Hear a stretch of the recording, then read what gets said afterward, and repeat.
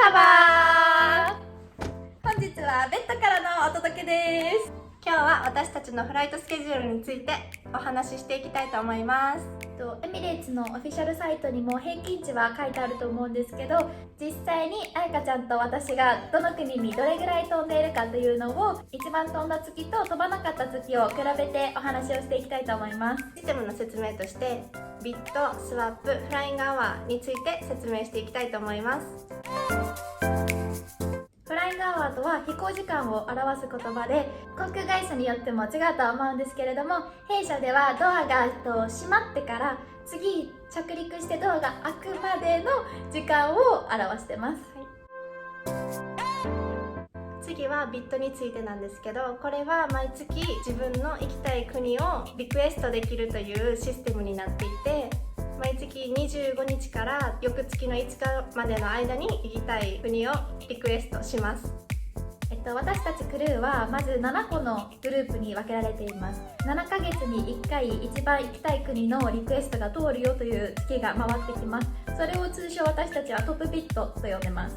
で、7ヶ月に1回申請してもなかなか行きたい国のリクエストが通らない月もやっていきます。それを私たちはボトムビットと呼んでいます。グループが違うからといって一緒に飛べないというわけではないんですが、そのリクエストが通る優先順位のためのグループ分けということです。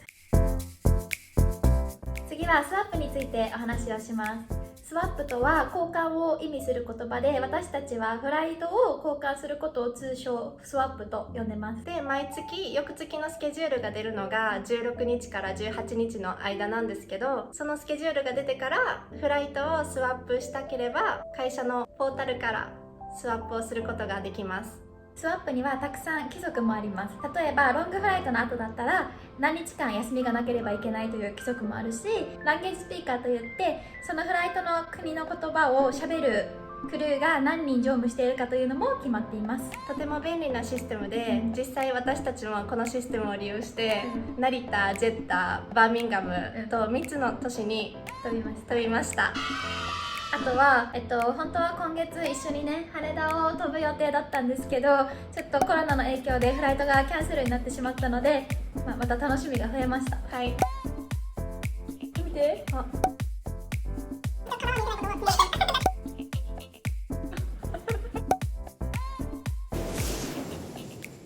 ではこれから私が一番飛んだ月のフライングスケジュールについてお話ししていきたいと思います。私が一番飛んだ月は12月のクリスマスの時期で108時間57分でした結構飛んだね。結構頑張りました。最初飛んだのがフランスのリヨンというところで、ここはリクエストをしていたところなのでもらえてすごい嬉しかったです。その次にベトナムのハノイというところに行きました。ここはもともとビエナが入っていたんですけど、ちょっとヨーロッパ線が多かったのでアジアに行きたいなと思ってハノイをスワップしました。でも私めっちゃハノイ好き。ハノイすごく良くて、クリスマスで夏を感じれるのってすごいいいよね。行ってよかったなと思いました。ちょっとバケーション気分な感じ。そうで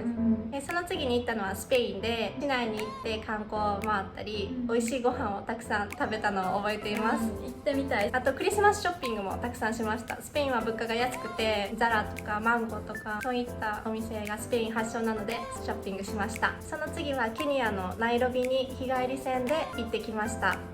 ナイロビはターンの日帰り船とレイオーバーの1泊2泊して帰ってくるっていうどっちも飛んでるんですけど、私がした時間はターンの時間でした。でその次大阪に飛んでいて、家族に会ったり友達に会ったり、いつもの感じですね。その次シンガポールに行って、たまたまこれもビットしたらもらえて嬉しかったんですけど友達が最近シンガポールに引っ越していて、その友達に会いに行くために行きました。でその後また大阪線が入っていて、私たち日本語喋れるので、日本線入りやすいね。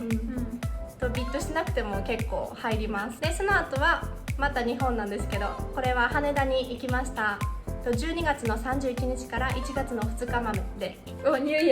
ヤー。そう31日に羽田に着いて、ホテルに着いたのが11時45分くらいで、みんなで急いで着替えて上のバーに行ってお祝いしましたよかったね、日本戦入ってお正月に、でも東京タワーがすごいライトアップするんかなとかみんなで思ってたんですけど、全然何もなくすごい待ってたんですけど、そういう方向を見て、3、2、1シーンみんなであれってなりました。次に私が一番飛んだ月についてお話しします。私が一番飛んだ月は2019年の8月、夏休みの時、やっぱりクリスマスと夏休みは私たち結構飛びます。働きます、はい105時間飛びました100時間を超えてくると結構多いなって思います。じゃあ今からどんな国に飛んだか紹介していきます。まず大阪の日帰り便、嘘ごめんブラックすぎるやろ。まず大阪は、7月から8月の間にかけて飛んでいたので、8月の初めに大阪から帰ってきました。次バーミンガム、彩香ちゃんと一緒に飛びました。本当は私は人気船のストックホルムというところが入っていたんですけど、彩香ちゃんと飛ぶためにわざわざスワップしてくれましたまあ楽しかったから結果オーライということで、私が言うのもなんでまなちゃんが言わなくて確かに楽しかったから結果笑いです。はい、次羽田を飛びました。私は羽田に友達だ、私は羽田に友達だ私は羽田に友達とか家族が住んでいるのでよく羽田に飛びます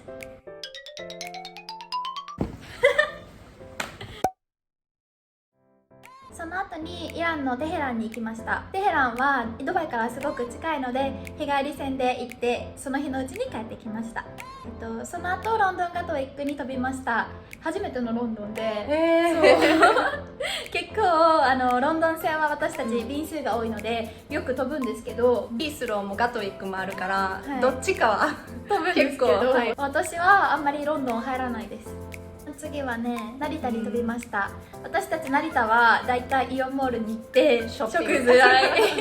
材をすごく買う線です。でその後はバリ島に行きました。私すごくバリ島が好きでよく飛ぶんですけど、私がこの日やった線はちょっと特殊な線で、行きは乗務をしてお仕事をしながらバリ島に飛ぶんですけど、帰りはお客さんとして乗って帰ってくるデッドヘディング線というフライトに乗務しました。でその帰りお客さんとして乗ってる分もフライングアワーのお金は出るので、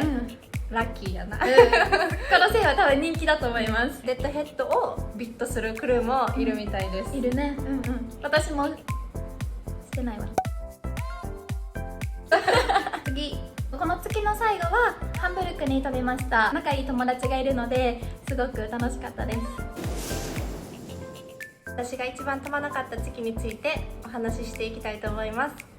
9月で私は有給を取っていたので56時間7分です。結構短かったね。そしたら一番飛んだ時間が108時間57分から、半分ぐらいしか飛びませんでした。まず飛んだのは羽田線に行って友達と遊びましたその後17日間の有給を利用して私の母と旦那と一緒にアメリカのフロリダのディズニーに遊びに行って、その後はお家でゆっくりしたりというのんびりした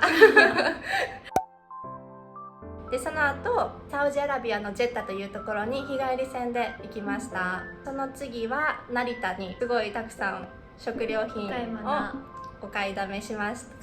した。その後は大阪線があって、この月は私ボトムビットで5つビットできるんですけど、全部ヨーロッパをビットしてもらったのがこの日本ジェッタ日本というボトムビットだからしょうがないっていうのもあるんですけど、まあやってみたら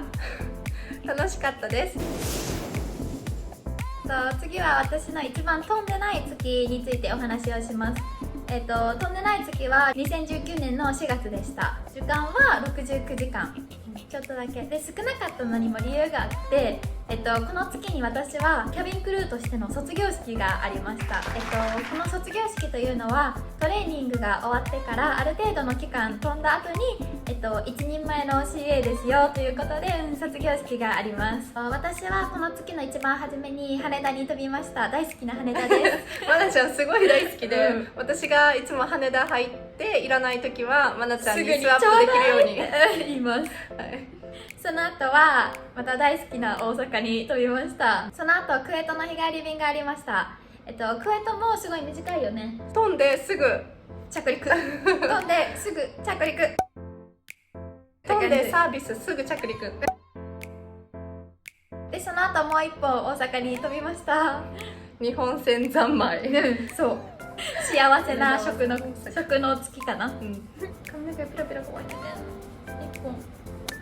りがとう。